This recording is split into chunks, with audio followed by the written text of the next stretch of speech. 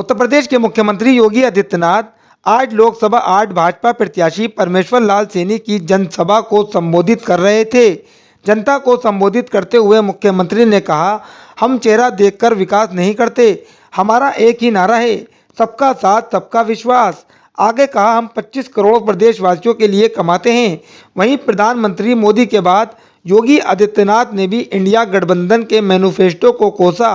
कहा, कांग्रेस लोगों की संपत्ति की जांच कराएगी, महिलाओं के जेवर छीन लिए जाएंगे और घूसपैठियों को इसका लाभ होगा।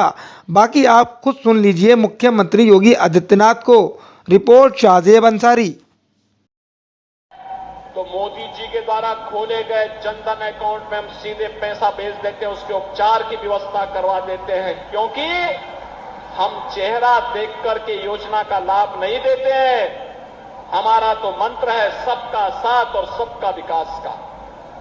बहनों और भाइयों, जाति मत और मजहब के आधार पर नहीं, हमने तो जनता जनार्दन की सेवा को ही अपने जीवन का उद्देश्य माना है। लोग अपने परिवार के लिए कमाते होंगे और हमारे लिए तो 25 करोड़ की जनता और मोदी जी के 140 करोड़ की जनता ही परिवार है। उसकी सुरक्षा, उसकी खुशहाली, यही हम लोगों का जीवन का ध्येय है और उसी के लिए कार्य करते हैं। इसी प्रकार से आपने देखा होगा 12 करोड़ किसानों को किसान सम्मान निधि का लाभ मिल रहा है। 12 करोड़ गरीब घरों में शौचालय बन गए हैं। 10 करोड़ गरीबों को आपने देखा होगा कि 10 करोड़ गरीबों के घर में रसोई गैस के सिलेंडर पहुंच गए हैं और 4 करोड़ गरीबों के मकान भी बन गए हैं। बहनों और भाइयों, ये काम कांग्रेस चाहती तो वो भी कर सकती थी। समाजवादी पार्टी और बहुजन समाजवादी पार्टी चाहती तो वो भी कर सकती थी, लेकिन इन्होंने अपने परिवार के लिए तो भरा, अपने परिवार वालों के लिए खूब कमाया, लेकिन गरीबों के लिए कुछ भी नहीं किया। गरीबों के लिए कुछ भी नहीं किया और एक तरफ किया कुछ नहीं, वहीं आपने वर्तमान में कांग्रेस और सपा का जो गठबंधन है, इंडी गठबंधन, इनके घोषणा पत्र को देखा होगा। अपने घोषणा पत्र में क्या कहते हैं? ये कहते हैं कि हम गरीबी हटाएंगे। कैसे हटाएंगे गरीबी? गरीबी हटाओ का नारा तो श्रीमती इंदिरा गांधी जी ने भी दिया था। श्रीमती इंदिरा गांधी ने कहा था 1970 में गरीबी हटाने का।